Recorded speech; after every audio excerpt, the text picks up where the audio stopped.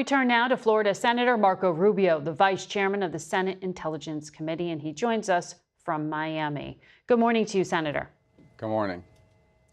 So I have a lot to get to with you, but I want to focus in on what you and your committee have been told. I know U.S. intelligence and the FBI said foreign actors are increasing their election interference as we get closer to November.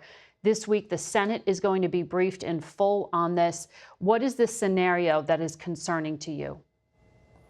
Well, I think it's going to become a fact of life in the 21st century. It's just very easy now for anyone to do it. You don't have to be a big nation state. So they're kind of all different. The Russians are looking at what are the pre-existing fractures in our country, and then they try to sow division, getting us to fight with one another. That's primarily what we've seen them focused on, sowing messages out there, including with inauthentic things that they create. You use AI, you make a fake video, whatever, you put it out there just to get Americans to fight against each other. In the case of Iran has, it seems to be more specifically focused on Donald Trump. I mean, it's been now publicly documented they're trying to kill him. And so if Iran's trying to kill Donald Trump, they most certainly don't want him to win the election. And so that's what their efforts have been, including attempted hack and leak operations and things of this nature.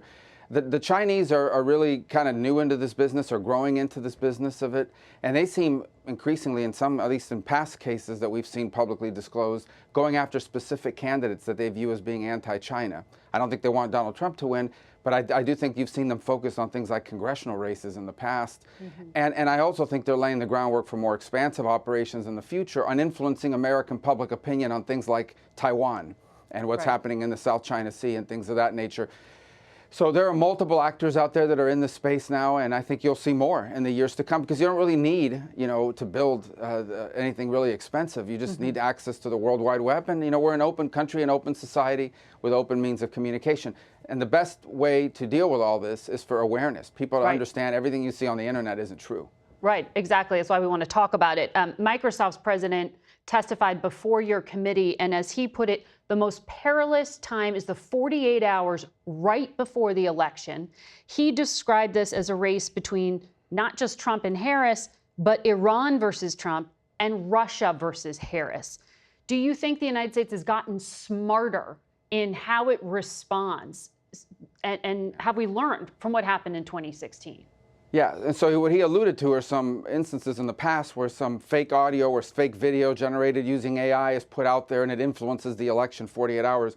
I think we're a little bit insulated from that. Not that we should let our guard down, but a lot of the votes are already in by the time 48 hours comes around. So that doesn't mean it's irrelevant in very close races. It could tip the scales. I do think all the way around, here's the bottom line. If you see something out there, a video that just seems way too scandalous, I would pause for a second and make sure that it can be verified. That's my advice to everybody, is don't just believe something you see for the first time. It may have been something that happened 5 years ago, and they're making it look like it happened yesterday. It may be something that, that has been made up using an AI mechanism to do so.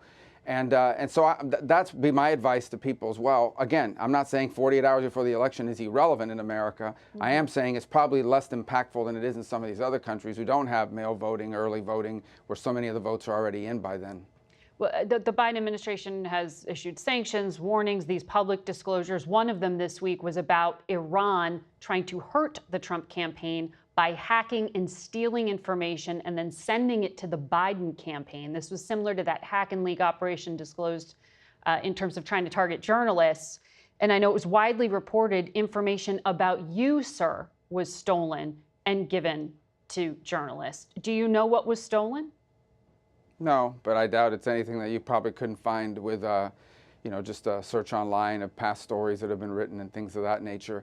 But look, I think you're going to seek more of that in the years to come. And I don't think that to credit to the media outlets and so forth, I remind everybody that didn't run with it. I remind everybody, back in 2016 when this first happened, I said that's a foreign operation that was used targeting the Clinton campaign. So this is going to become one of those things that is, I'm not saying we should be happy about it or accepting of it, but we need to be just understanding that this is now going to become a regular feature, not just of presidential races. Presidential races get so much attention that I think you can wade through some of that. It benefits from that at least. But I think some of these lower ballot races are the ones that are particularly more susceptible, because if you're running for Congress or Senate somewhere, let's say a congressional seat, and someone dumps something like this on you, it's much harder to get the truth out there in time for it to be cleared up. There just isn't going to be as much interest, and there isn't going to be as much people covering it. Well, Donald Trump posted about the hack and leak operation attributed to Iran, but he said it was evidence that the FBI was spying on him and then blamed the vice president for spying on him. That is not at all the case. Well, again, I don't know anything more than what's been publicly reported when it comes to that hack and leak operation. Perhaps we'll know more this week. But again, it doesn't surprise me that someone, clicked on something, they got into your system, they stole documents, and then they try to give it to the media. And look, here's what we're going to see one day. It's not just that they're going to take it and give it to a campaign or the media. They're going to give it to somebody, some online journalist, somebody who will run with this stuff and will begin to report on it, or maybe even alter it. For example, make up a fake email where it looks like a real email. Maybe it is a real email, but they alter a few words in it and put it out there. And by the time you put out that fire, it's done damage. In a presidential race, everybody will cover that, and I think you can get to the truth a lot faster. In a down ballot race, it's going to be a lot harder for some candidate to prove that that email is fake. By the time they do, the election may be over. Just to be clear, though, it was the FBI that publicly disclosed this with the Intelligence Committee as happening, not the FBI spying on the Trump campaign. There are, when we want to talk about threats to Mr. Trump, it was just last Sunday, there was the second near miss. There are FBI investigations underway into what happened here. But Senator Vance said he doesn't trust Kamala Harris's Department of Justice to really investigate this stuff. Can you assure the American people that law enforcement is conducting a full and impartial investigation? Well, I think people on the ground in law enforcement want to do so. What information is made available to the American public, which deserves to know what is behind each one, not just one, but 2 assassination attempts of Donald Trump. I think that's where this lack of trust in institutions. Look, multiple people in the Federal Bureau of Investigation faced charges or were fired for misconduct in the way they handled issues about Donald Trump just 8 years ago. So I think people are rightful to be suspicious and distrusting. And that's why it's so damaging, for example, when 51 former intelligence officials, sign a letter saying that a laptop of Hunter Biden is Russian disinformation, then it turns out not to be true. And then people logically conclude, well, this is an example of how these agencies and our institutions work against candidates they don't like. It undermines people's trust in our institutions. And that lack of trust is eroded in government, in the media, in our agencies within government. And unfortunately, that's why disclosure and openness with regards to these investigations is so critical. It's not just because we want to know, it's because it's important to preserve trust in our institutions. And we're not seeing that. More on the second than the first, but we're not seeing it. But you trust the FBI and can assure the public that they are investigating these assassination attempts that J.D. Vance says they're not taking seriously?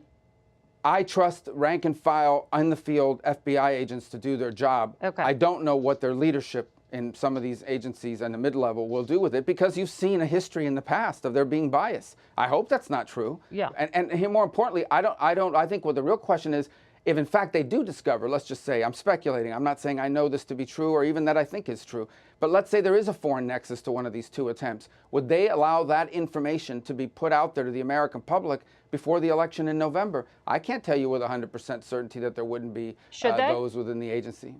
Yes, absolutely. I think that's an important factor for people to know. I wanted to ask you about whether you have heard or have any information in regard to a foreign nexus in regard to the bomb threats made in Springfield, Ohio. The governor of Ohio said they had over 30, and he said the person who made the calls came from overseas. This was after Trump and Vance put the focus on Haitian migrants in that town.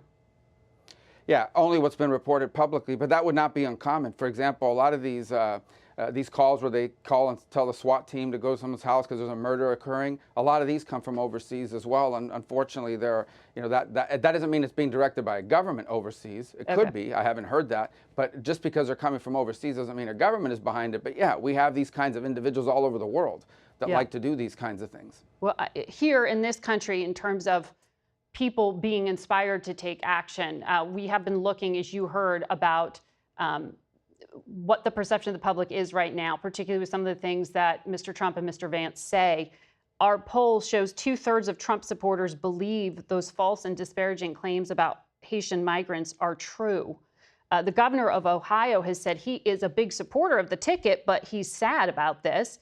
because there's no evidence of these claims. He's disparaging migrants who are legal, and the verbal attacks dilute and cloud what should be a winning argument for Republicans about the border. Do you agree that this kind of thing is a distraction from the broader point and dangerous? Well, it shouldn't be a distraction, because at a minimum, it shouldn't keep us from, for example, saying, okay, well, maybe I don't believe the dogs and the cats thing, but there are literally people moving in by the thousands in the case of Springfield.